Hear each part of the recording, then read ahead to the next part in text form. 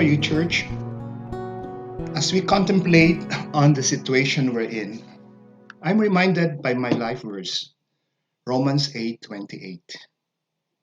And we know that God causes everything to work together for good of those who love God and are called according to his purpose for them. As we reflect on this verse, let me share with you a life-changing experience my family and I went through.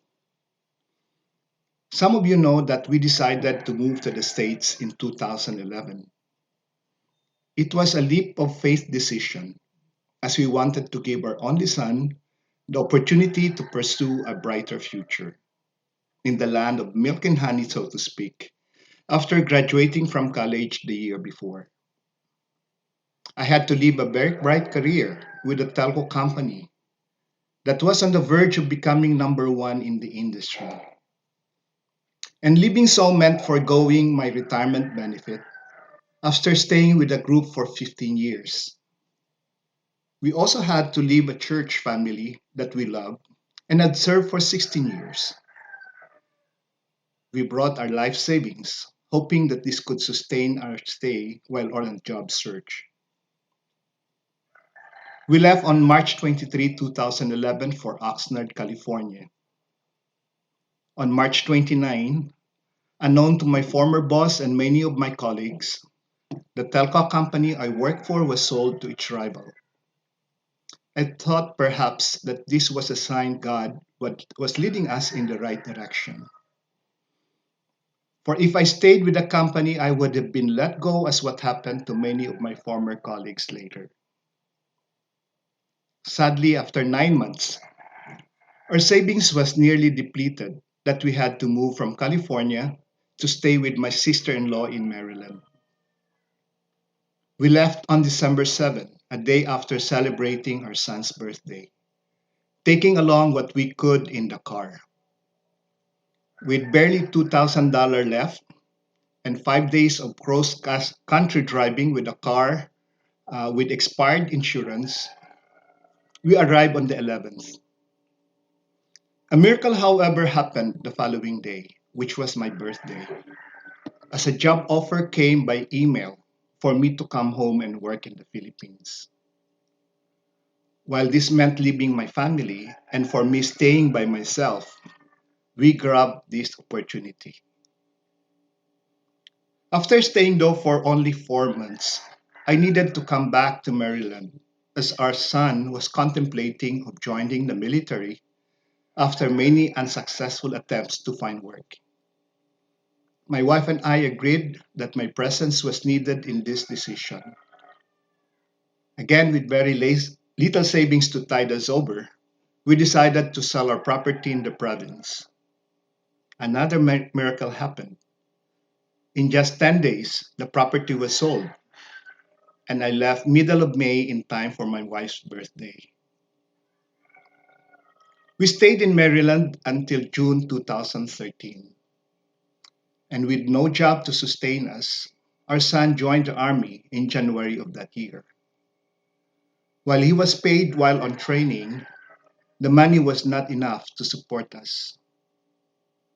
As the money from the sale of the property dwindled to barely $4,000 in May, we were desperate. But again, God met our needs. On my wife's birthday, a generous job offer was made for me to come home and work in the Philippines.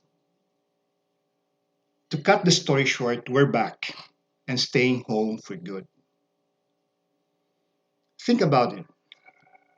Three great blessings happening in three meaningful events. Miracles? I say God was working for our good.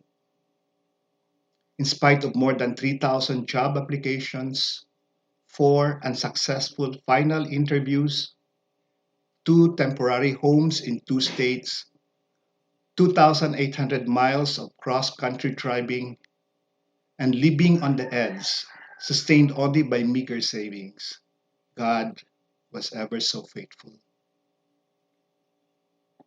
As we face the difficulties and uncertainties, that this COVID-19 crisis brings, let's remember and be thankful for our past and current blessings.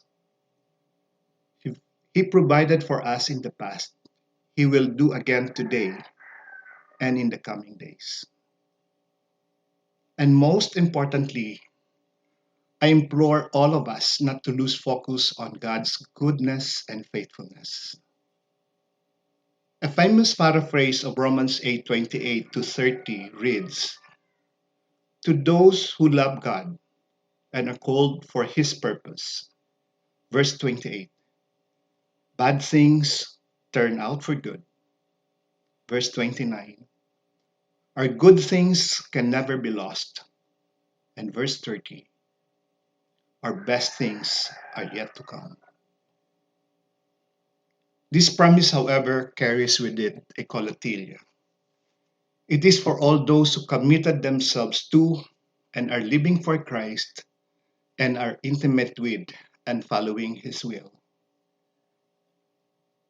Friends, this crisis is therefore an opportunity for some of us to accept Christ and commit to and develop a close relationship with him as our Savior.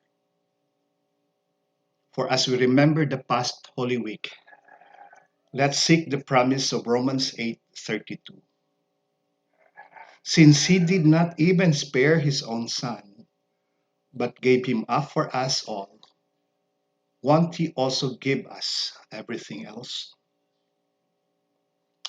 Indeed, this crisis will not stop our omnipotent, omniscient, omnipresent, immutable, and ever loving God from loving us, giving us what we need, and getting us through. Be blessed by these thoughts and stay safe, everyone.